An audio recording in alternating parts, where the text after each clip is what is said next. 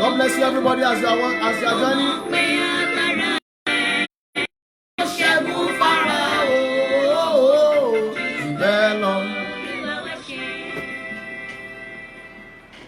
Hallelujah.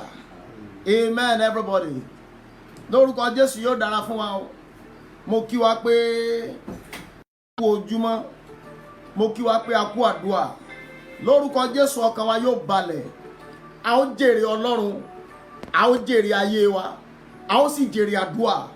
Mo sọ pẹ̀lú àṣẹ àti májẹ̀mú tó gbé ọ̀run àti ayé ró. Lórúkọ Jésù mo ní a ó jèrè ayé wa. A ó jèrè wò. Bíbélì wípé ẹ gba Olúwa gbọ́, a ó fi ẹsẹ̀ yín múlẹ̀. Ó ní ẹ gba àwọn wòlíì rẹ̀ gbọ́, ẹ ó sì ṣe rere. Bí mo ti máa ń sọ fún àwọn èèyàn according to how the Bible wrote it. Ẹ gba Olúwa gbọ́, a ó fi ẹsẹ̀ yín múlẹ̀. Ẹ gba àwọn wòlíì rẹ̀ gbọ́, ẹ ó sì ṣe rere. Ìfẹsẹ̀múlẹ̀ ó wà nínú Ọlọ́run. Ìṣerere wà nínú wòlíì. Ìfẹsẹ̀múlẹ̀ wà nínú Ọlọ́run. Ìṣerere ó wà nínú wòlíì.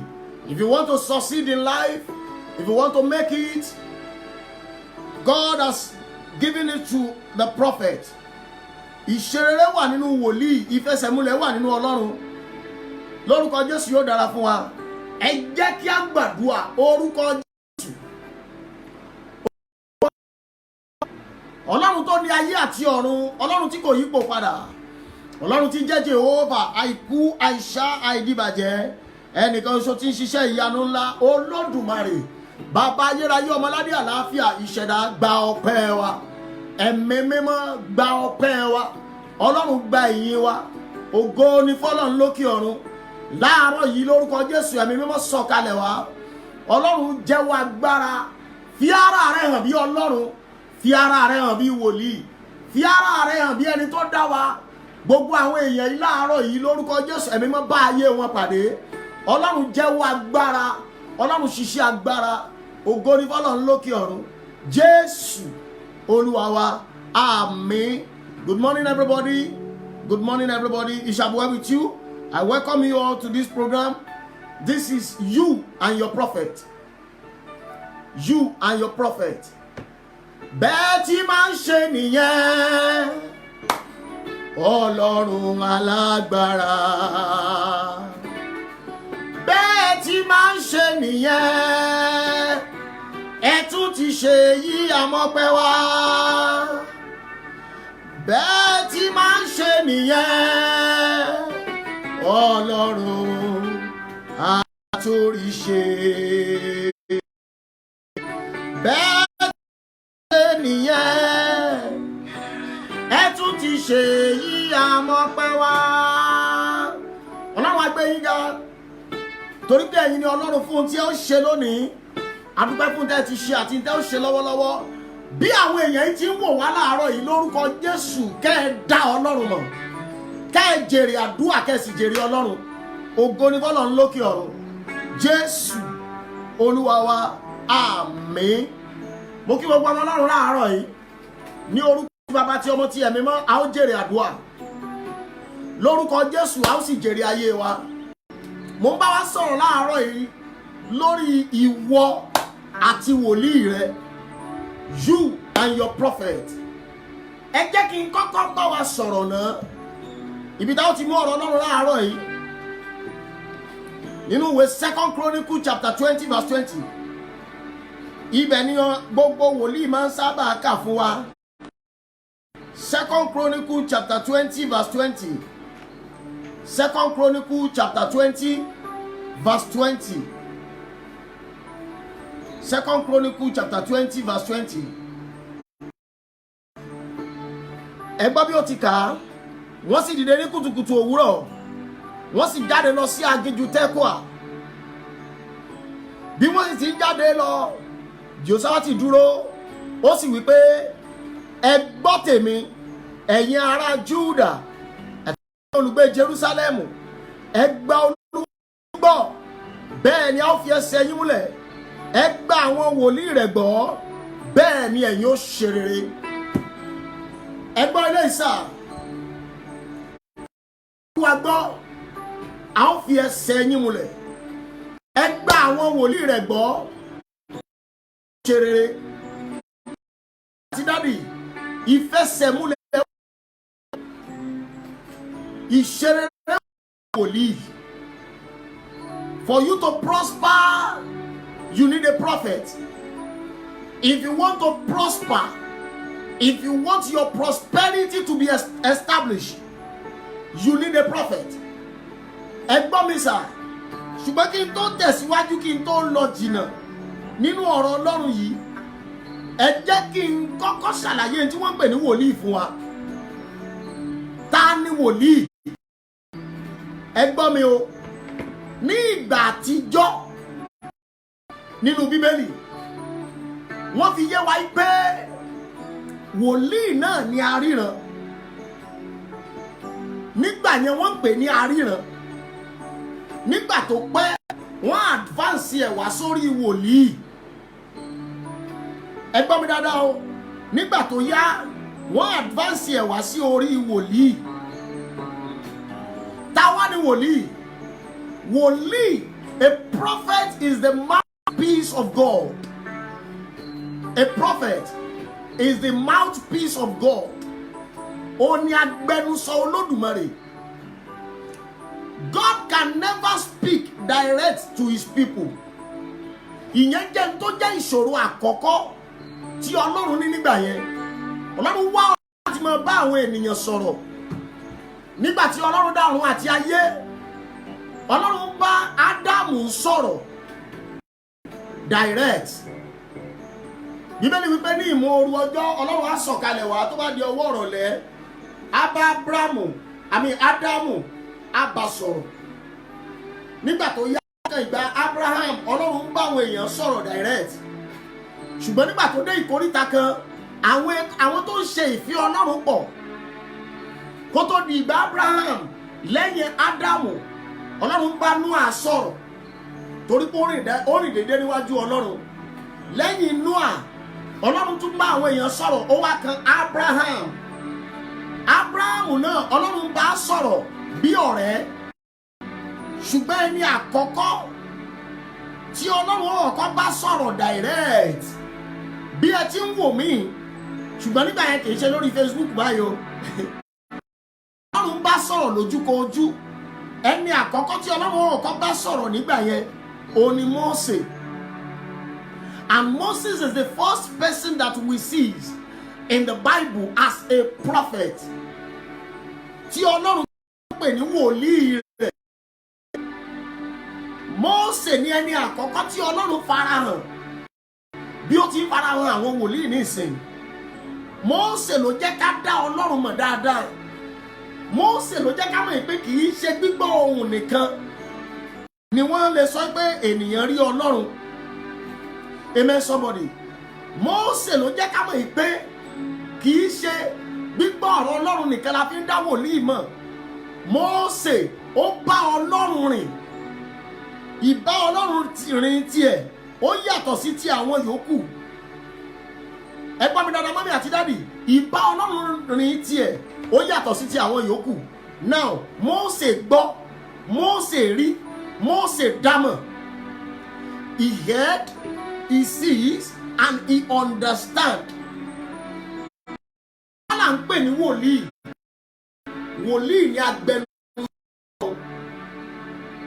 Wòlíì ló wà láàrin ènìyàn àti Ọlọ́run. Nínú Bíbélì, Ọlọ́run fi yé wa pé nínú Bíbélì, wọ́n sọ nípa wòlíì pé wọ́n dárúkọ wòlíì nínú Bíbélì ní ìgbà 480 times. Prophet was mentioned in the Bible for 480 times. Kẹ́ni mọ̀ pé ohun tó lágbára ni, ohun tó ní agbára ni. Agbẹnusọ Olódùmarè. Wòlíì ni agbẹnusọ fún Olódùmarè.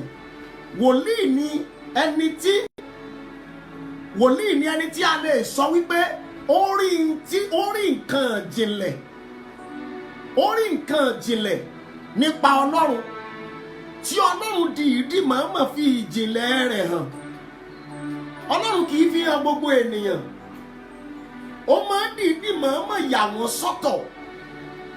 God bless you, Mami Olúwatóyìn. Ó máa dìídì yà wọ́n sọ́tọ̀ láti bá wọn sọ̀rọ̀. Kì í ṣe láti ẹ̀tí pé mo fẹ́ bá lágbájá sọ̀rọ̀, mo fẹ́ bá Tàmẹ̀sùn sọ̀rọ̀, mo fẹ́ bá Làkàṣègbè sọ̀rọ̀, mo fẹ́ bá ẹni sọ̀rọ̀. Ọlọ́run wa, God is not a talkative. God is not a talkative. Gbogbo ènìyàn lè ní ẹ̀mí mímọ́. Gbogbo ènìyàn lè ní ẹ̀bùn. Ṣùgbọ́n gbogbo ènìyàn kọ́ ni Ọlọ́run lè bá sọ̀rọ̀. Nígbà yẹn gan, àlá kì í ṣe general bí eléyìí. For someone to have a dream, then it's not like that of this one. Àlá kì í ṣe general. Ọmọ Ọlọ́run lórúkọ Jésù yóò dára fún wa. Ẹ máa bá mi share program yẹn. Share it on your wall. Share it on your Facebook. Share it on your WhatsApp. Ẹ bá mi share pẹ̀lú gbogbo àwọn ènìyàn dáadáa. Torí mo fẹ́ kí ọ̀pọ̀lọpọ̀ jèrè ministration yìí láàárọ̀ yìí. God bless you, my father in the Lord, my brother, my father, Prophet Olúṣèyí Adémolú. You are welcome. Now,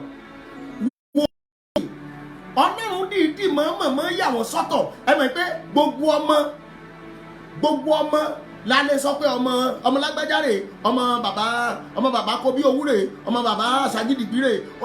Bàbá kan lè bí ọmọ 30 ní ayé àtijọ́. Bàbá kan lè bí ọmọ 7. Bàbá kan lè bí ọmọ 10. Ṣùgbọ́n ààyò ó wà nínú àwọn ọmọ. Ààyò ó wà nínú ọmọ.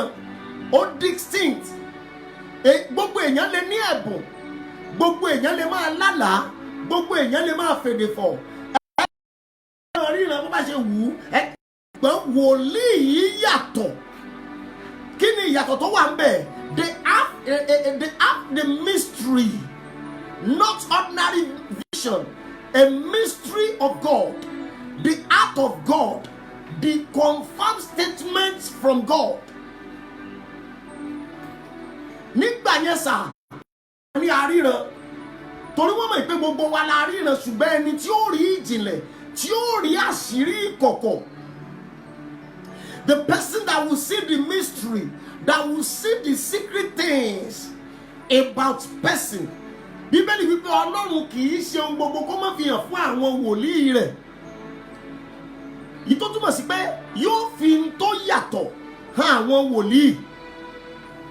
Ìdíwọ́ nìyẹn débi pé tí ènìyàn lè máa ṣe iṣẹ́ kan, kí ènìyàn máa gbé tó bá jẹ́ ìgbésẹ̀ tó máa dáa, wòlíì máa sọ fún. Tó bá jẹ́ ìgbésẹ̀ tí ò dáa, wòlíì máa sọ fún. Wòlíì ni ó gbọ́ ohun tí Ọlọ́run fẹ́ sọ. Wòlíì ni ó gbọ́ dàírẹ́tì látọ̀dọ̀ Ọlọ́run.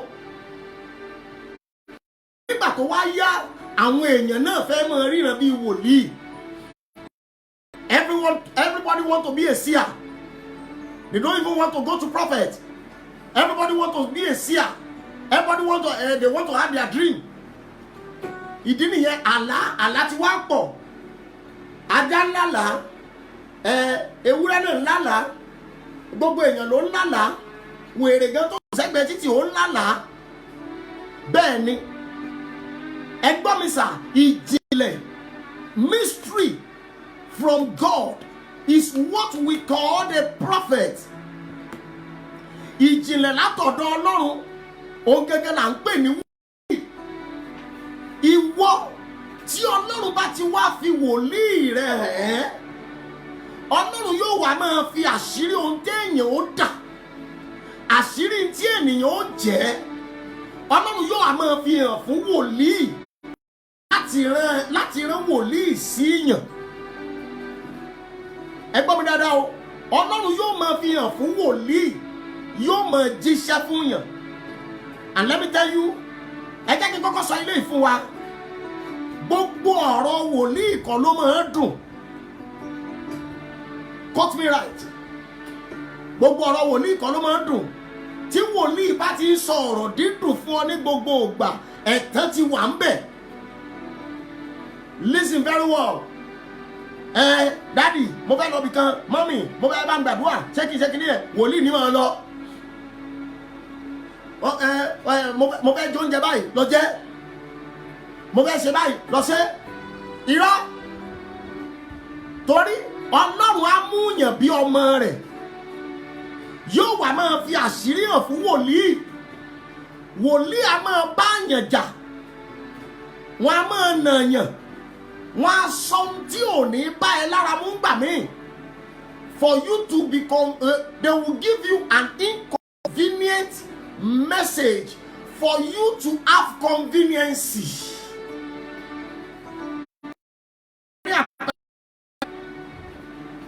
Ẹ wo ọkùnrin Abraham. Nígbà yẹn kò tí ì sí orí, ṣùgbọ́n Ọlọ́run bá sọ̀rọ̀ torí kò ń sin Ọlọ́run, ó dẹ̀ ń ṣèfẹ́ Ọlọ́run. But let me tell you this. Nígbà tí Abraham sọ̀rọ̀ tó sọ fún yín pé jáde kúrò ní ilẹ̀ rẹ, máa lọ sí orílẹ̀-èdè tí màá fi hàn ọ́. Ẹ jẹ́ àgbà nígbà yẹn pé ó convenient Abraham ṣùgbọ́n kò lè convenient àwọn èèyàn rẹ̀. Wọ́n á bi Abraham léèrè nígbà yẹn pé where are you going? He can never describe, he can never tell them this is where I'm going. That is the mystery from God. Tí màá fi hàn ẹ́, ó dẹ̀ ń lọ síbẹ̀. On getting there, Ọlọ́run ṣẹ̀ṣẹ̀ sọ fún pé ibi tó ń lọ rèé. Now let me give you another point. Ìyí tí mo fi sọ pé Ọlọ́run á sọ fún ẹgbàá mi ohun tí ò ní tẹ́ Ọlọ́run. If you understand the heart of God, if you understand the mind of God, ìtẹ́ ìyọ̀rùn ṣùgbọ́n yóò rọ̀ yàn lọ́rùn. Ẹ jẹ́ kí n tún wá sọ ọ́, kò ní rọ èèyàn lọ́rùn ṣùgbọ́n yóò mú ìrọ̀rùn wá. Listen very well and quote me right. Kò ní tẹ́ èèyàn lọ́rùn ṣùgbọ́n yóò mú ìrọ̀rùn. Ẹ gbọ́ mi dáadáa. Ọlọ́run sọ fún Abraham pé kó lọ fi ọmọ rẹ̀ rúbọ. Daddy àti mommy ṣó tẹ́ lọ́rùn. But at the end of the day, ó mú ìrọ̀rùn wá fún Abraham. Abraham wá bẹ̀rẹ̀ sí, ó wá di ẹni tá à ń forúkọ rẹ̀ gbàdúrà. Mélòó nínú àwa tá à ń gbọ́ mi àbí tẹ́ ń wò mí ló lè sọ wípé gbogbo wa là ń gbàdúrà ìbùkún Ọlọ́run Abraham, ìbùkún Ọlọ́run Abraham, ṣùgbọ́n òun wa ló lè yàgàn tí wọ age 100 bí Abraham. Mélòó nínú wa ló lè gbàdúrà pé kó wọn jẹ ìyà bí irú ti Abraham? Mélòó nínú wa? Ìdí nìyẹn mo fi sọ fún ẹ pé ó lè rọ̀yàn lọ́rùn. Ó lè má rọ̀yàn lọ́rùn ṣùgbọ́n yóò mú ìrọ̀rùn wá. Ẹ gbọ́ mi dáadáa. Ọlọ́run àdìídì mọ̀ọ́mọ̀ wá máa fi hàn fún àwọn ènìyàn rẹ̀. Lẹ́ni tó mọ ọkàn Ọlọ́run á sọ pé má gbé ìgbésẹ̀ tí ènìyàn rẹ̀ ti wò pé n tó fẹ́ rọ̀ ọ́ lọ́rùn nìyẹn. Èèyàn ti lè rí nǹkan mi kéèyàn ti wò pé if I do this I will be okay, if I do that I will be okay. Ṣùgbọ́n nígbà tí Ọlọ́run ó bá gba ẹnu wòlíì sọ̀rọ̀, ìtẹ́yìn ti wò pé yóò wà okay yẹn kò wà okay. Ẹ mọ̀ pé ńgbà míì wòlíì àmọ́ fún yàn ní mẹ́sẹ̀gì tí wọ́n mọ̀ bí yàn, but èèyàn ò ní lè sọ pé rárá. Mo lè rántí ẹnìkan tó wá sọ́dọ̀ Kristi, kì í sọ́dọ̀ mi torí Kristi ló wà nínú mi, ó ní ògo wa. Ẹ gbọ́ mi sà, nígbà tí ẹni yẹn ó fẹ́ travel out, ẹ̀mí Ọlọ́run ní kí n sọ fún pé kò gbọ́dọ̀ lọ. Ẹni tí ẹ̀ ti rówó ó fẹ́ lọ ra ticket, ó dẹ̀ fẹ́ lọ in the next, ó fẹ́ lọ láàrin 2 weeks. Ọlọ́run sọ pé kò gbọ́dọ̀ lọ, pé kò gbọ́dọ̀ kúrò nílùú Ìbàdàn gan, pé kó lọ gbàdúrà pé òun Ọlọ́run yóò sọ di ńlá. Ẹ̀yin náà gbọ́ ẹni tó ti rẹ́dí àti lọ sí Amẹ́ríkà, ẹni tó ti gba visa, tó wo tíkẹ́ẹ̀tì ti wà lọ́wọ́ ẹ̀ tó kàn ní kó wọ́n gbàdúrà pé déètì wo ni kó wọ́n mú tí Ọlọ́run sọ fún pé kò gbọ́dọ̀ lọ. ẹ̀yin náà ń wò mí gan tó bá jẹ́ ẹ̀yin náà ẹ̀ ń sọ pé Olúwa ò lè sọ bẹ́ẹ̀. bẹ́ẹ̀ ni ìgbà tí ọkùnrin máa lu agídí ó mọ̀ lọ ó lu agídí dáadáa ó dẹ̀ lọ bó dẹ̀ ṣe dọ̀hún ẹ wá wo ṣé èṣù bó ṣe dọ̀hún láàrin ọ̀sẹ̀ àwọn èèyàn tó lọ bá lọ́hùn wọ́n ti bá arrange iṣẹ́ wọ́n ti bá ṣe gbogbo ẹ̀ ọkàn ẹ̀ ti balẹ̀ inú ẹ̀ ti bẹ̀rẹ̀ sí dùn ṣùgbọ́n let me tell you something after 2 years and it's not even up to 2 years a year some months ibi tó ti ń ṣe security sorry ní London ibi tó ti ń ṣe security lẹ́yìn ní company kan tá ti fi ṣe security mẹ́ ẹ gbọ́ mi sá o bí àwọn olè ṣe wá kó ibẹ̀ nìyẹn wọ́n na gbogbo àwọn èèyàn wọ́n ti àwọn wọ́n fìyà jẹ èèyàn ó nìkan ni wọ́n fìyà jẹ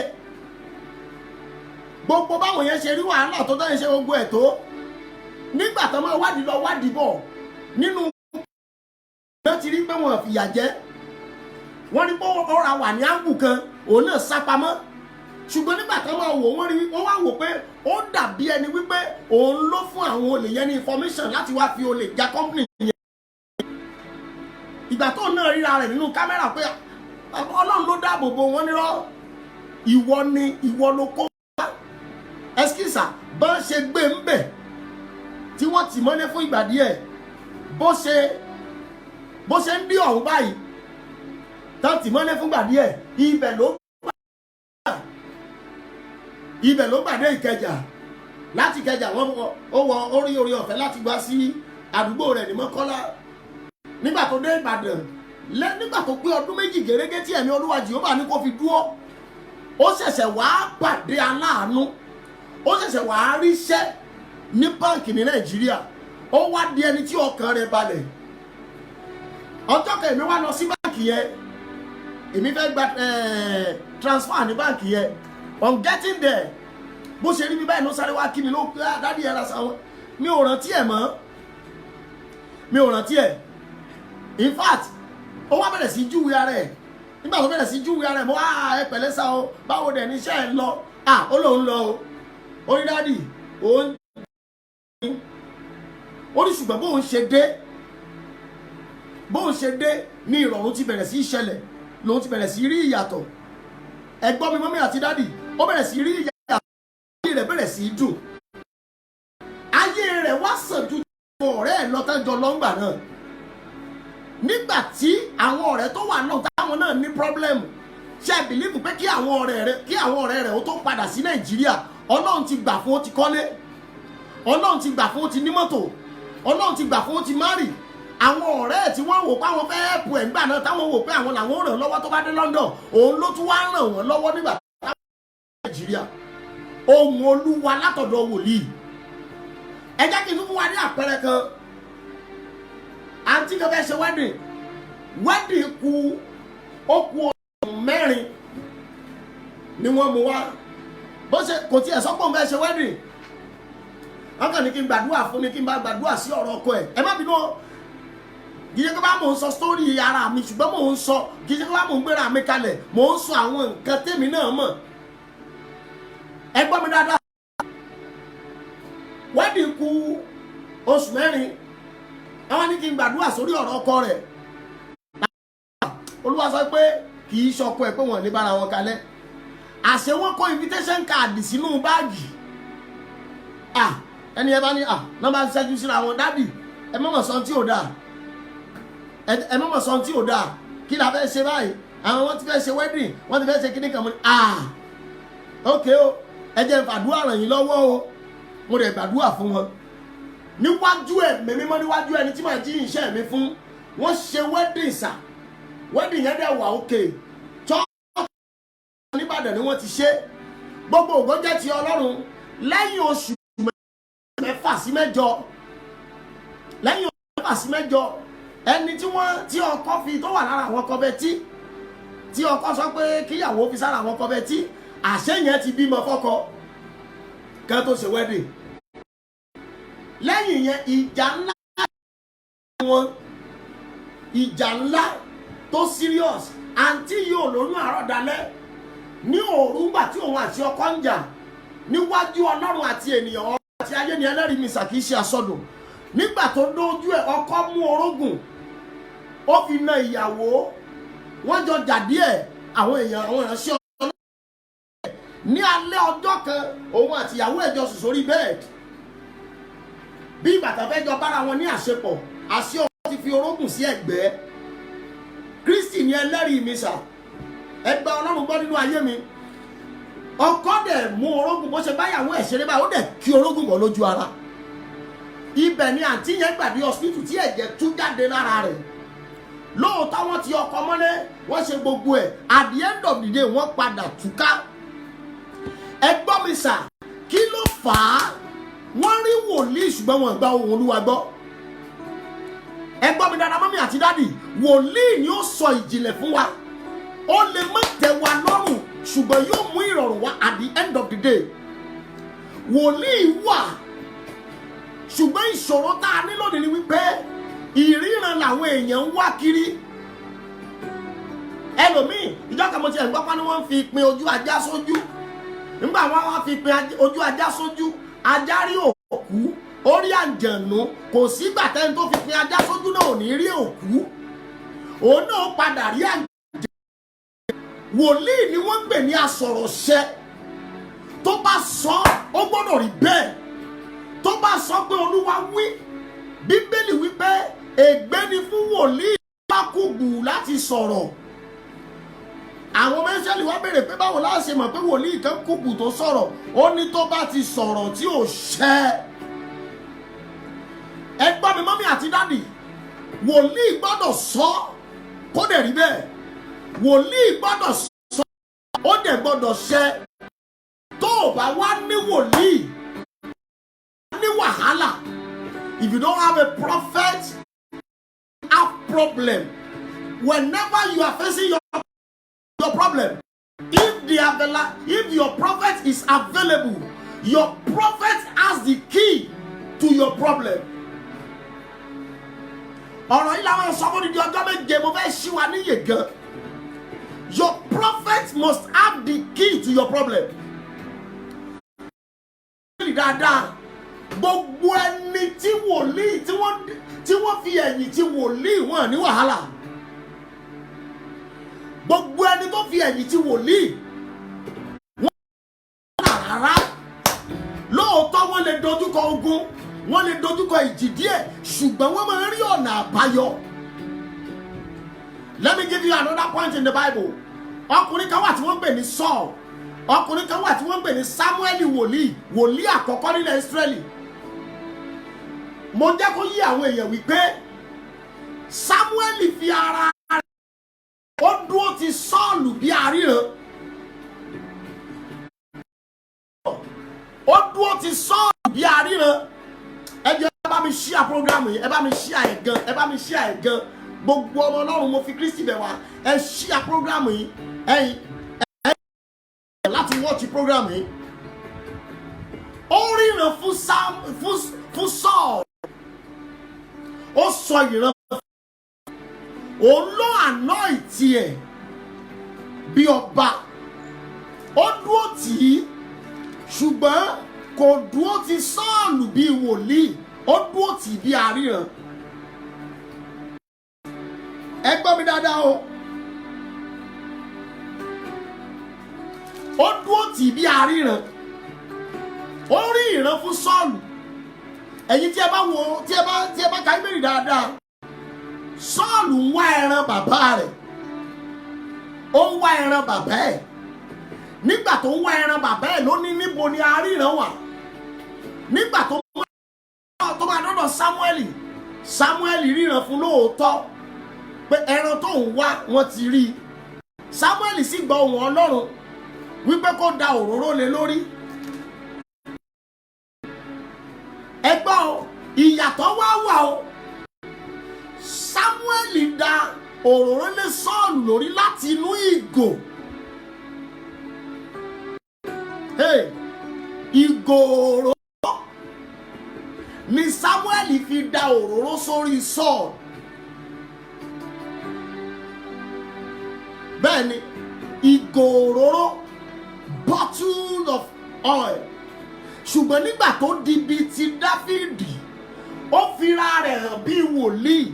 Ọlọ́run sọ ìjìnlẹ̀ fún àwọn ọ̀pọ̀lọpọ̀ èèyàn dúró níwájú kò dá òróró lé wọn lórí. Kì í ṣe ìgò òróró ló lò fún Dáfídì, ìwo òróró. There is a mystery between bottles of oil and horns of oil. Ibẹ̀ ni ìyàtọ̀ ti wà láàrin wòlíì àti aríran. Ẹgbọ́n o, 1 Samuel chapter 10 verse 1. I will tell you the mystery there. Samuel sì mú ìgò òróró, ó sì tú sí lé orí, ó sì fi ẹnu kò lé ẹnu, ó sì wí pé kò ṣe pé nítorí Olúwa ti fi òróró yàn ọ́ ní orí ní ìní rẹ̀. Nígbà tí ìwọ bá lọ kúrò lọ́dọ̀ mi lónìí, ìwọ ó sì rí ọkùnrin méjì ní ẹ̀bá ibojì, Rákélì ní agbègbè Bẹ́ńjámínì ní Sélṣà. Wọ́n ó sì wí fún ọ pé wọ́n ti rí kẹ́tẹ́kẹ́tẹ́ tí ìwọ ti jáde lọ wá. Sì wò, bàbá rẹ ti fi ọ̀ràn kẹ́tẹ́kẹ́tẹ́ sílẹ̀, ó sì kọ́ ní ominú nítorí rẹ̀ wípé kí ni èmi ó ṣe nítorí. Ẹ gbọ́ mi dáadáa mọ́mí àti dádì o. Mo kí ìránṣẹ́ Ọlọ́run Elijah Akíntúndé, Ọlọ́run kò sọ bẹ́ẹ̀. You are lifted. Mo ti ń wá nọ́mbà yín mo lè ti gẹ̀ẹ́tì ẹ̀ lálẹ́ àná. I will call you sir. Now, ẹ gbọ́ mi sir, wòlíì Samuel dá ìgò òróró sórí Saul. Ẹ má gbàgbé o, ó ṣeé ṣe kí ìgò fọ́. Nígbà tó pẹ́, Ọlọ́run sọ pé òun ti kọ Sọ́ọ̀lù sílẹ̀. You can never hear it from the story of David. God has rejected David because there is a strong covenant between oil, bottle of oil and horns of oil. Ẹgbọ́n wòlíì wà, aríran wà, wòlíì ni aláṣẹ, wòlíì ni aláṣírí, wòlíì ló oníjìnlẹ̀ tó ní ìjìnlẹ̀ nípa Ọlọ́run. Tó o bá wá ní wòlíì, o ò lè ní wàhálà. If you have a problem, never have problem. You will encounter problem, but that problem will never overcome your life. Because the existence of your prophet will disappear your problem. The existence of your prophet will disgrace your problem. But the problem we are having today is that people who are ready to hear from the prophet, ready to obey. They are not ready to act into the voice of a prophet. Tí wòlíì bá sọ fún wọn pé lọ jókòó, Olúwa lòun á yà ẹ́ lẹ́nu. Jókòó yóò tún ní òun náà ṣe lọ. Torí ọ̀pọ̀lọpọ̀ wa ní ìsìn àti gbọ́njú wòlíì lọ. Torí pé wòlíì aríran ti pọ̀. Ṣùgbọ́n Ọlọ́run sì ń bá àwọn tó jẹ́ original sọ̀rọ̀. Mo sọ àwọn kankan fún wa ní ọjọ́ kan nígbà tí àwọn èèyàn kan invite mi, àwa ṣe Facebook program, wọ́n ní ká gbàdúrà fún Nàìjíríà. Mo ní Nàìjíríà ò lè mọ́ because there are a lot of minor prophets. But Nigeria, orílẹ̀-èdè Nigeria gẹ́gẹ́ ò ní wòlíì tiẹ̀. We don't have prophets. There must be a major prophet for a country. Tí wòlíì tó jiná tó bá wà fún orílẹ̀-èdè Nigeria, ogun wa ó ti ṣẹ́ ti pẹ́. But there are minor prophets. Àwọn wòlíì kéékèèké wà tí ìṣe wòlíì tá a dìdí yàn fún Nàìjíríà. Tá a bá yan wòlíì fún Nàìjíríà ní sà ẹ́skísà yóò ti pàṣẹ kí ọ̀run kí òjò rọ̀, yóò ti pàṣẹ tí ìyàn ó ti tán sà, yóò ti pàṣẹ tí àjàkálẹ̀ àrùn ò ní lè wọ ìlú. There is a king in the Bible. Ẹ jẹ́ kí n parí ọ̀rọ̀ Dáfídì Ọlọ́run gbé Sọ́ọ̀lù kalẹ̀ bí wòlíì fún Dáfídì ó gbé kalẹ̀ náà bí wòlíì fún Sọ́ọ̀lù ṣùgbọ́n ẹgbọ́ ilé ìsà nígbà tí ìkóríta kan nígbà tí Sọ́ọ̀lù tí Sámúẹ́lì kú ẹgbọ́ ló anoint Sọ́ọ̀lù òun náà Sámúẹ́lì náà ló anoint Dáfídì ṣùgbọ́n ìgò ló fi anoint Sọ́ọ̀lù ìwo ló fi anoint Dáfídì ìwo sì rèé wọn kì í yọ ìwo kúrò lórí ẹran àfi tẹ́ran bá kú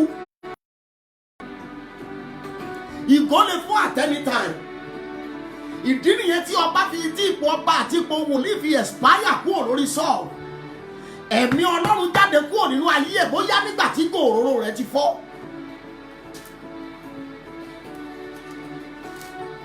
bóyá nígbà tí rẹ̀ ti fọ́ ẹ̀mí Ọlọ́run ti jáde kúrò nínú ayé ẹ̀ Bíbélì wípé ẹ̀mí búburú látọ̀dọ̀ Ọlọ́run ṣe bọ́lọ̀ ló wà ṣùgbọ́n ṣe bí wòlíì ló àná tiẹ̀ ṣùgbọ́n Samuel dúró fún bí aríran not for a prophet by the time he has a problem the prophet can never stand for the problem of Saul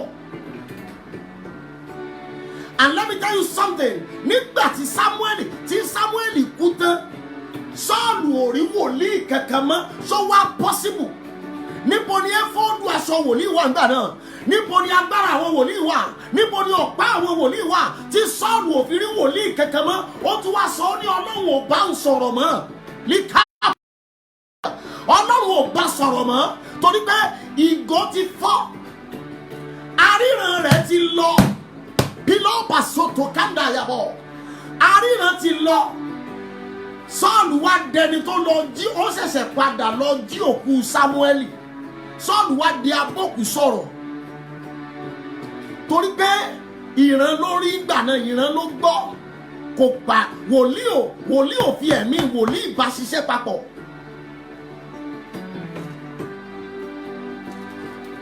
wòlíì ò fi ẹ̀mí wòlíì bá ṣiṣẹ́ papọ̀ tó bá jẹ́ pé ẹ̀mí wòlíì bá ṣiṣẹ́ ni ẹskísà nígbàtí Sámúẹ́lì kú tán ṣe bó yẹ kí éfọ́ọ̀dù aṣọ wòlíì yẹ kó sì lè wúlò fún Sọ́ọ̀lù nígbàtí Sámúẹ́lì kú tí Dáfídì fẹ́ wádìí àwọn nǹkan kankan àwọn Nátánì wòlíì wà nílẹ̀ níbo làwọn Nátánì wòlíì wà tí wọ́n fi jíṣẹ́ fún Sọ́ọ̀lù torí pé Sọ́ọ̀lù aríran ló pàdé kò wá wòlíì lọ gbogbo bí Dáfídì ṣe ní wàhálà rẹ̀ tó sà ogun kẹ̀kẹ́ ò borí Dáfídì torí àtìlẹ́yìn wòlíì wà fún even if the prophet is sleeping he is still a prophet if he is silent he is still a prophet even with the death of a prophet he is still a prophet kí wòlíì tún kú tán ẹ wo kí ló dé tá a ṣe ń lójú orí àwọn bàbá Babalọ́lá tá a dẹ̀ ń gbàdúrà bẹ́ẹ̀ tí àdúrà ń gbà a ṣe ń lójú orí bàbá Bádáre tá a ń gbàdúrà bẹ́ẹ̀ tí àdúrà ń gbà ṣe báwo táwọn èèyàn kan ò lójú orí wọn mọ́ because they are a prophet Elisha kú ẹgbọ́n mi sà egungun Elisha tún jí òkú dìde because they are prophets ẹgbọ́n mi sà a máa tú ọ̀rọ̀ yìí ní ọ̀sẹ̀ yìí mi ò dẹ̀ fẹ́ ká pẹ́ rárá a máa tú ọ̀rọ̀ yìí ní ọ̀sẹ̀ yìí torí oṣù ìpè tí Ọlọ́run pè mí láwa yìí a máa tú ọ̀rọ̀ yìí gan ẹ gbọ́ mi mọ́mí àti dádì wòlíì nígbà tí Dáfídì ní ìṣòro ó ní ẹ lọ mú ẹ̀fọ́ yìí wá fún mi ó fi ẹ̀mí wòlíì ó tún fi wádìí ó lu aṣọ wòlíì láti fi wádìí mama let me ask you a question where is your prophet? The absence of your prophet make the existence of your problem. You can challenge it. Your prophet will challenge God over your problem. But if you don't have prophet, that problem can never be solved. That problem can never be solved. You need a prophet. Kì í ṣe ẹni jẹ́ pé n tó onígan ò tún ní jọ lójú. For him to tell you the real truth. Wòlíì rẹ ló máa sọ òtítọ́ ọ̀rọ̀ fún ẹ.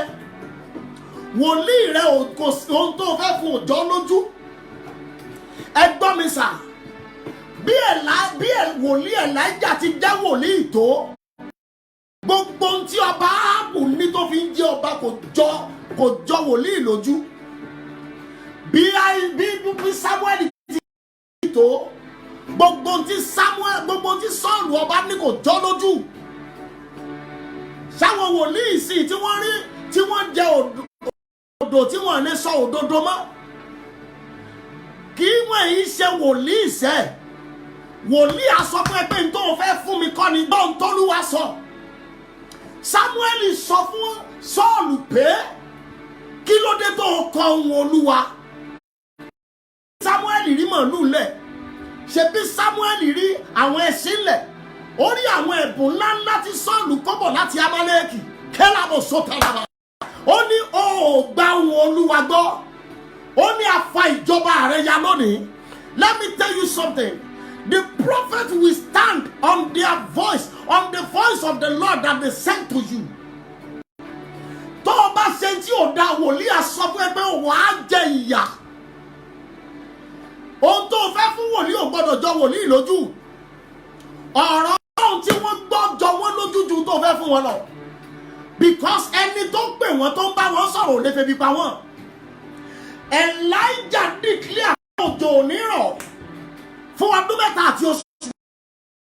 Ẹ gbọ́ mi sà, òjò òdè rọ̀, Ọlọ́run sì ń bọ́ wòlíì. Wòlíì ò tó wòlíì ló ń sọ fún pé òní fún ní ìdá 10 pé wàá febi pa. Ebi ò lè pa wòlíì láíláí. And let me tell you something. Elijah ti ọ̀run pé kójò máa rọ̀ kiri ìmọ̀sẹ̀. Ọlọ́run dẹ̀ lọ gbóúnjẹ fún bẹ́ẹ̀. That is a prophet. Elisha ọmọ rẹ̀, Elisha ọmọ wòlíì. Excuse, gbogbo tí Námánì adẹ́tẹ̀ ní kò jọ lójú. You have to challenge. If you don't have a prophet, you will have a lot of problem.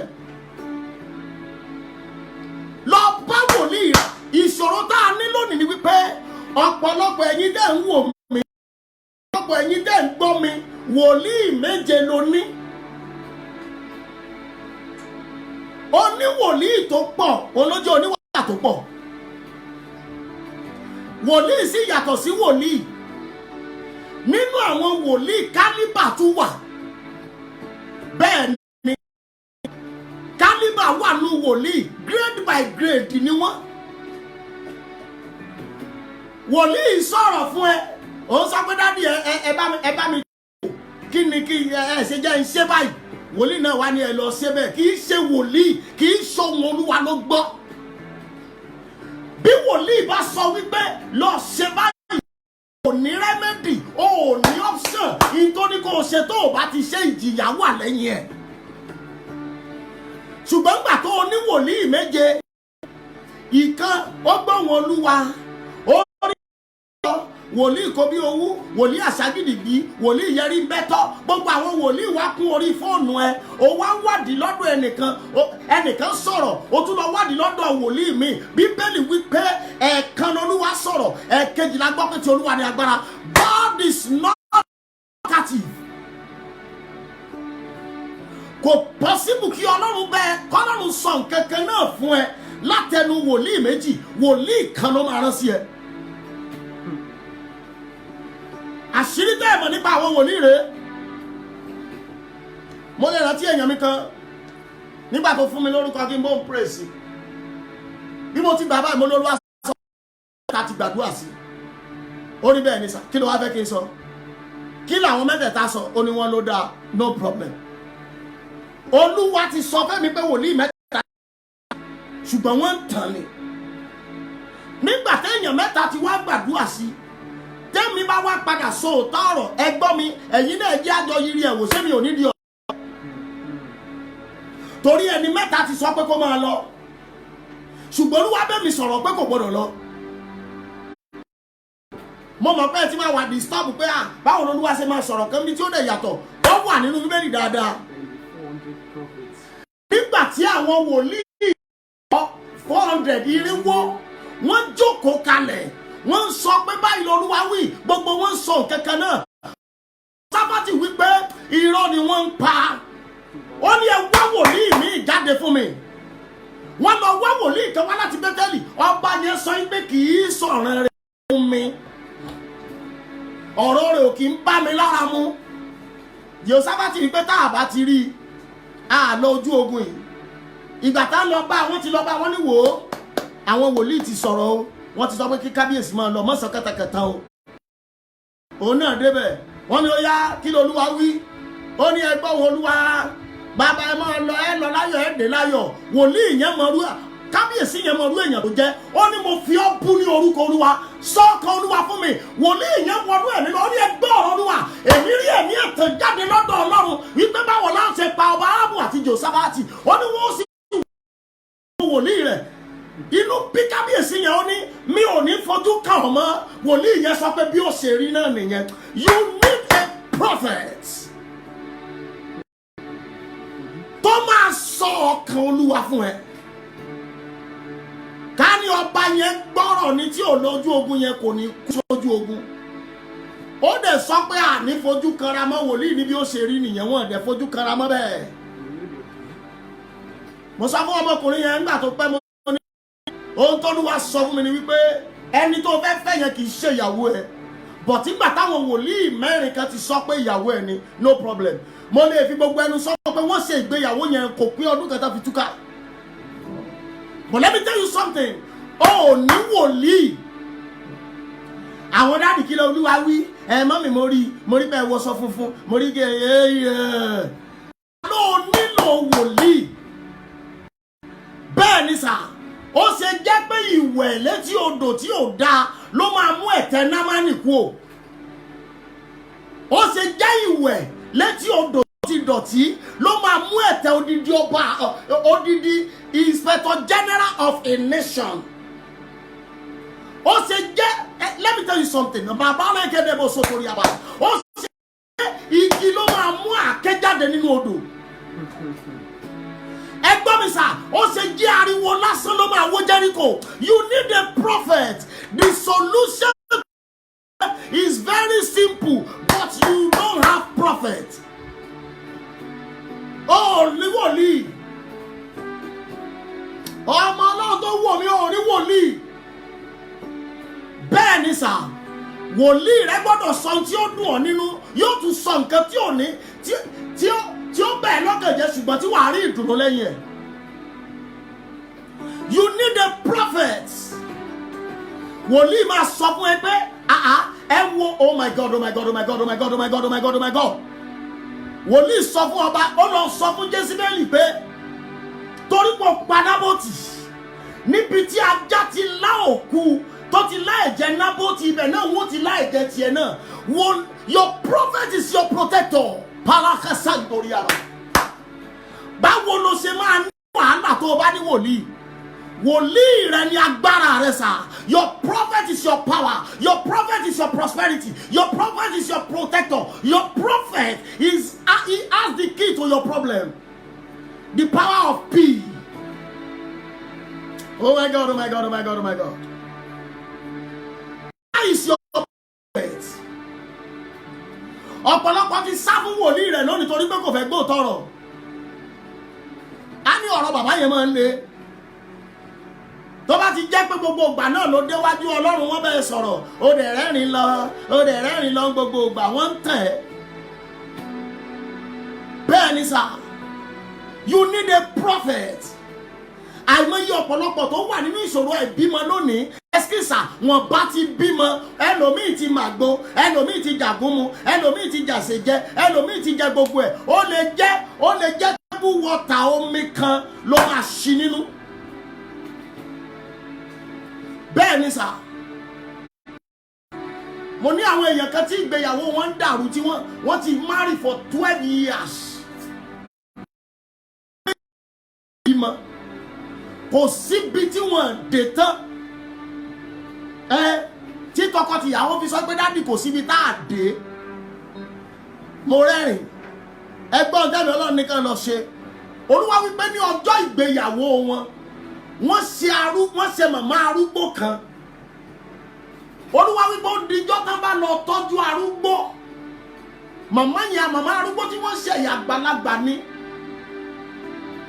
màmá yẹn wá sọ̀rọ̀ ṣùgbọ́n inú ọkàn màmá yẹn ò ṣàdúà fún wọ́n wá láwọn ò mọ̀ pé rò pọ̀ jọ wedding and they were in that problem for 12 years olúwa ní kí n sọ oúnjẹ iyán kan sí ọbẹ̀ tó dáa ṣùgbọ́n kan gbé lọ sí ọjà Aba nílùú Ìbàdàn kan gbé lọ síbẹ̀ wọ́n á rí màmá arúgbó kan tó ń tọrọ bárà tó jókòó sórí ẹni òun àtọ̀rẹ́ àwọn ẹ lọ gbóúnjẹ yẹn fún un ẹ gbọ́ mi sà gbogbo ògbóúnjẹ tí Ọlọ́run bá ọkọ àti oúnjẹ méjì nígbà tán débẹ̀ wọ́n gbé fẹ́nì kìíní wọ́n gbé fẹ́nì kejì àwọn méjèèjì wojú ara wọn wọ́n ní ọlẹ̀ ayọ̀ ó sọnù yín o ẹ̀ṣẹ̀ tẹ́ ẹ ṣe arúgbó tó fi ti ọ̀nà mọ́ yín ọ̀run àtayé dáríjì yín wọ́n wá wò pé sẹ́rù àwọn màmá tó ń tọrọ bára yìí wọ́n lè wá síbi wẹ́rẹ́ mọ̀ wọ́n gbogbo ògo jẹ́ ti Ọlọ́run pé wọ́n mú oṣù yẹn jẹ́sà tí wọ́n fi lóyún ìbejì wọ́n dẹ̀ bímọ lẹ́yìn náà wọ́n tún ti bí kan sí ó ti di mẹ́ta báyìí àìfọ ọmọ fọlọ́mọ ṣùgbọ́n mo kélé ẹgbọ́ ilé ìsà where is your prophet wòlíì pé ilẹ̀ yìí wọ́n ní wòlíì ilẹ̀ ṣá omi korò ó ní ẹ lọ bu iyọ̀ wá ṣé wọn níyọ̀ nínú ìlú ni àìmọye ẹlòmíì tó ti ń dáná lọ́wọ́ kíchìn tí iyọ̀ dà sílẹ̀ lẹ̀ ṣùgbọ́n ilẹ̀ Jẹ́ríkò gbàwòsàn. There are a lot of things that you have been doing and you don't know that is the solution to the problem. But the problem is this, the authority of a prophet has not endorsed it. Oh my God. Ọjọ́ méjèèjì yìí máa ní agbára gan. Mo lè má pe àdúrà ṣùgbọ́n máa sọ àsọtẹ́lẹ̀ bíi wòlíì fún yín. Mo lè má pe àdúrà rárá. Ó yẹ kẹ́yìn gẹ́gẹ́ ó gbàdúrà Olúwa fún mi ní wòlíì tèmi. Give me my own prophet. Àwa gan tá a jẹ́ wòlíì a tún ní wòlíì. Because àtùpà ò lè mọ́lẹ̀ kó rí di ààrẹ. Bẹ́ẹ̀ ni sà. Tó bá jẹ́ pé àtùpà máa mọ́lẹ̀ ó máa rí di ara rẹ̀ ni kò yẹ kí wòlíì Èlíjà kó sá fún Jésíbélì. Ó yẹ ká rí wòlíì tí ó fò náà ní solution pé go and do this you will kill Jezebel. Hey, tó bá jẹ́ pé wòlíì máa rí di ara rẹ̀ ní sà kò yẹ kí egbò kó pa wòlíì Èlíjà. Ó yẹ kó ní wòlíì tí ó fún ní solution pé go and do this egbò rẹ̀ ó sàn. Ìdí nìyẹn sà tí wòlíì ò bá ti ní wòlíì náà ó ní wàhálà. Nígbà tí wòlíì bá wá ní wàhálà wòlíì tó ní wàhálà tí wọn náà gbé wàhálà tiẹ̀ lọ ó di double problem. But let me tell you something. You can if you have a confirmed prophet and you are listening to his voice, you obey his commandment. By the time you are facing any kind of problem, you can challenge your prophet, and your prophet will challenge the God. Ọba Samaria, nígbà tí ìyàn mú, òun ò tiẹ̀ mọ̀ pé ìyàn mú. Ṣùgbọ́n nígbà tí àwọn èèyàn náà wọ́n ti ń pọmọ ara wọn jẹ, ó ní nínú ìlú mi náà, bí àṣẹ ọba náà níṣòro lábẹ́nú. Bíbélì wípé ọba sì fa aṣọ ìgúnwà rẹ̀ ya. 2 Kings chapter 6. Ọba fa aṣọ ìgúnwà rẹ̀ ya. Please, I want you to share this program. Ọ̀la tún máa lágbára gan. Aago mẹ́sàn-án báyìí náà la máa bẹ̀rẹ̀. Ọba fa aṣọ rẹ̀ ya, aṣọ ọ̀fọ̀ sì wà nísàlẹ̀. Ìtò túmọ̀ sí pé as a king, the king is facing an underground problem. The problem of a king is undernet. Ibi tí wòlíì Èlíṣà ti ń ṣe níbẹ̀ láwọn ọmọ wòlíì. Kábíyèsí ní pé ẹ lọ sọ fún Èlíṣà pé orí rẹ̀ ò ní sùn lọ́rùn ẹ o. Tí ìyẹn fi múnú ìlú ó ní ṣé kò sí wòlíì mi mọ́ ni. Where is my prophet? Mommy, daddy, listen to me. You can challenge your prophet whenever you are facing your problem. Your prophet must have access to your God, he must have your access code to settle your problem. Elisha wípé ẹ máa wọ ọkùnrin yóò pa mí dànù ẹ jẹ́ ìtètè lọ yanjú ìṣòro ẹ̀. Ẹsikísà by the time tí wòlíì jáde sí gbangba ó ní ẹ gbọ́ ọ̀rọ̀ Olúwa níwòyí ọ̀la báyìí ni Olúwa wí. Àwọn mẹ́kan ní ṣékélì kan lẹ́nu bodè Samaria ìjòyè kan sọ pé kò ní rí bẹ́ẹ̀ wòlíì Elisha wojú ẹ̀ ìwọ ló fẹ́ kọ́ bá ó pa mí àbí tí ò bá rí bẹ́ẹ̀ tí ẹ ó bọ̀ ní ọ̀la onílọ́la yẹn wàá fojú rí ò ní jẹ́ mẹ́. Bíbélì wípé wọ́n tẹ odidi ìjòyè ọba pa. The second in command to the king. How possible? Because the authority of the prophet ó ti wọnú ayé ẹ̀ pé kò ní dọ̀la. And let me tell you something. If anybody is boasting over your life, go and report that person to your prophet. Wòlíì aṣọ fún pé kò ní kíje kò dẹ̀ ní kíje. Confirmed authority from God has been inserted, has been installed into the life of a prophet. Ìdí nìyẹn tí wòlíì fi ṣòro bá jà, wòlíì ṣòro ṣẹ̀, wòlíì ṣòro bínú sí. Bíbélì wípé ó ní ẹ má ṣe fọwọ́ kan ẹni àmì òróró mi, ẹ má ṣe ṣe àwọn wòlíì mi níbi. Psalm 105 verse 14 and 15. Ó ní ó bá àwọn ọba wí nítorí wọn. God does not joke with his prophets.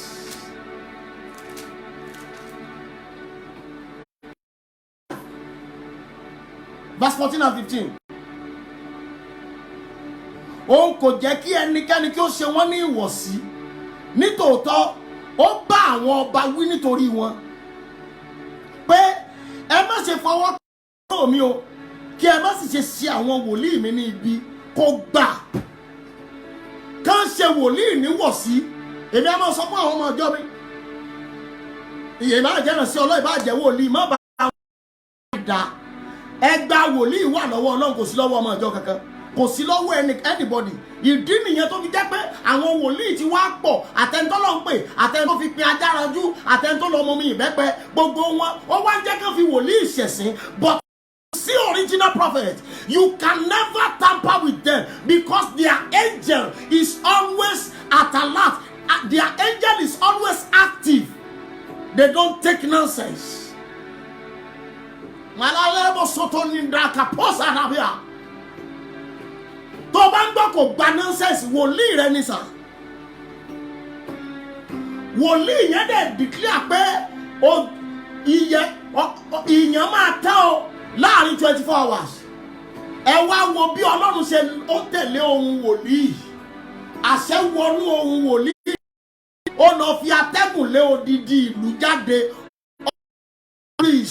Ordinary breeze and God turned the breeze to a gun. God turned the breeze to the sound of a war. Let me tell you something. Omi lásán lè ṣe ogun ayé ẹ. Ọ̀rọ̀ wòlíì lásán lè ó lè ṣe ogun ayé ẹ. Mo mọ ẹnìkan tó ń dojú kọ ogun tó ní ara níhun. Wòlíì dẹ̀ mú ordinary handkerchief like this. Festowel ó ní gbà lọ fi bora fún ọjọ́ méje. Ẹni tó ní ẹ lára wọn á gbèsè. Ordinary Festowel tẹ́ni yẹn bá ti fẹ́ sùn lálẹ́ yóò dábòjú. Ìnira yẹn dẹ̀ tán nígbà tó máa di ọjọ́ karùn-ún ẹni tó ń fi ara ní obìnrin yẹn dẹ̀ fàyè lẹ̀. Mo pa ní àṣẹ torí pé mo jẹ́ wòlíì Olódùmarè láì forí balẹ̀ fún Báálì. Mo wọnú májẹ̀mú ìrìn àjò 40 ọ̀sán 40 òru láì jẹ láì mú sà. Àwọn tó mọ̀ pé mo ń gbàgán wà lórí platform. Mo sọ mi lẹ́dùn bí àkàsọ́ torí àgàbà. Ẹni tó ní ayé ẹ̀yẹ yẹn lára lórúkọ Jésù ó yá kí ikú ó pa. Oṣù ìpè mi rèé. Oṣù tí mo dẹ̀ máa ń parí marathon rèé. Àmì ìgbà wọn bíi tẹ́lẹ̀ o. Mo ti gbà fún mi odidi ọdún bíi 10. Tolúwa bá ní kí n gbà má sì padà gbà.